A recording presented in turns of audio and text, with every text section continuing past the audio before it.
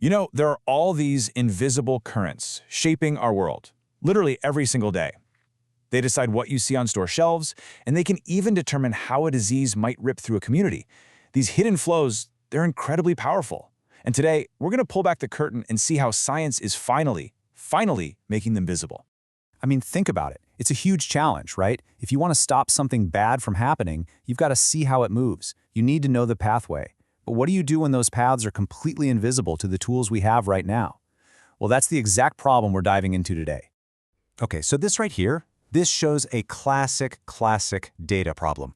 Most of the time, the data we get is what's called origin-destination data. It tells us point A and it tells us point B. But the really crucial part, the actual journey in between, total mystery. It's like we're left with a connect-the-dots puzzle, but almost all the dots are missing. And believe me, these gaps aren't just some abstract problem for scientists. They have very real-world consequences. Take the cattle trade, for example. If you don't know the routes those animals are taking, you have no way of knowing how a devastating disease like foot and mouth could spread. And that puts everything at risk. Animal health, for sure, but also the entire economy. So the big question is, how on earth do you map something you literally can't see? Well, researchers came up with a pretty brilliant solution, and they found their inspiration by looking up at the sky. They decided to create a kind of weather map, but instead of tracking wind and rain, this map would track the flow of trade. And the core idea here is something called a vector field. It's actually a concept you're already familiar with. You know how a weather map has all those little arrows showing you which way the wind is blowing and how strong it is? That's a vector field. And what these scientists did was apply that same idea to reveal the flow of goods. Each arrow on their map shows the main direction and the amount of stuff moving through that one specific spot. So how do they actually build one of these maps? Well, in theory, it's pretty straightforward. First, you take every single trade, every last one, and you turn it into a tiny arrow, a vector that has a direction and a size. Then, for any given region on the map, the model just kind of averages out all those little arrows to find the main, overall flow. And for the final step, and this is the really clever part, a smart technique called interpolation goes in and fills in all the empty spots, creating this beautiful, complete picture of the flow. And wow, just look at this transformation.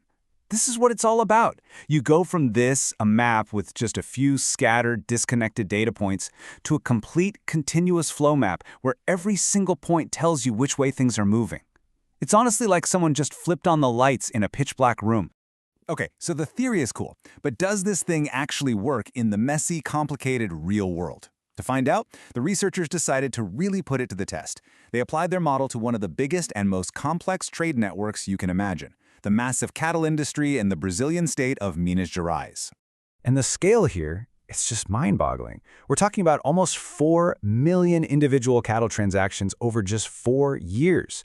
I mean, this is exactly the kind of huge, messy, real-world data set that this method was designed to make sense of. Now, this is where it gets really cool. The model uses a concept from physics called entropy to figure out how predictable the trade flow is. The easiest way to think about it is this. See the dark blue areas? Those are like the superhighways of the cattle trade. Super stable, super predictable corridors. The flow is consistent year after year. But the red areas? Those are more like the chaotic local roads where trade patterns are all over the place and shift constantly. And what's fascinating is that you can see these patterns change and evolve over time. So what this all means is that the model didn't just see random noise. It actually found a deeper structure, a rhythm to the trade. The data showed these predictable seasonal patterns that were probably tied to things like breeding cycles or schedules for the slaughterhouses. It's like finding a hidden pulse beating inside this huge economic system. All right, so once you can see the whole river, the next obvious question is, where are the faucets and where are the drains? Where does all this flow begin and end? This is the next level of the analysis, hunting for the system's hotspots. In the language of the researchers, these hotspots are called critical points, and that faucet and drain analogy is absolutely perfect. You have sources, which are the faucets where the flow originates, and you have sinks, which are the drains where it all ends up. These points are basically the organizing centers for the whole network. So to put it in real-world terms, the sinks are the places that attract all the flow, where everything converges. Think major markets or big slaughterhouses. On the flip side, the sources are the places where the flow spreads out from. These are your big breeding and farming regions. And you can see why finding these hubs is so important. If you want to manage or influence the network, these are the places you need to focus on. Okay, so all of this is leading up to the most important part. It's not just about seeing what's happening right now, It's about using this map to predict what might happen next, and this is where we start to see why this tool really matters for, well, for everyone.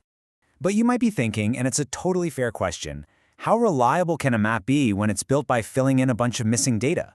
I mean, if you're essentially making educated guesses, can you really trust the final picture? Well, the researchers wondered the same thing. So they put their model through a really tough stress test. And the results were honestly pretty remarkable. They intentionally took out a huge chunk of the data, and even with all that information gone, the model's predictions for over a third of the map barely changed at all. What that tells us is that this method is incredibly robust. It can figure out the big picture, the main currents, even when it's missing a ton of information. And here's the real kicker. This is so much bigger than just cattle. This whole vector field framework is a powerful tool you can point at almost any kind of flow. Think about it. You could use it to track disease outbreaks, to make our global supply chains more efficient, to model human migration patterns, or even to understand those invisible economic currents we talked about at the beginning. The potential here is just immense. Now, all of this amazing work comes from a study by Farokhnejad and their team, which was published in the journal PLOS One. And for any of you who want to get into the nitty-gritty, the full paper is open access, which is awesome. We put the link right there on the screen for you. So, this all leaves us with one last big thought. We now have this powerful new lens, a new way to see the invisible forces that are constantly shaping our world. The question really isn't if we can map them anymore. The real question is, what else is out there, hidden in plain sight, just waiting for us to make it visible?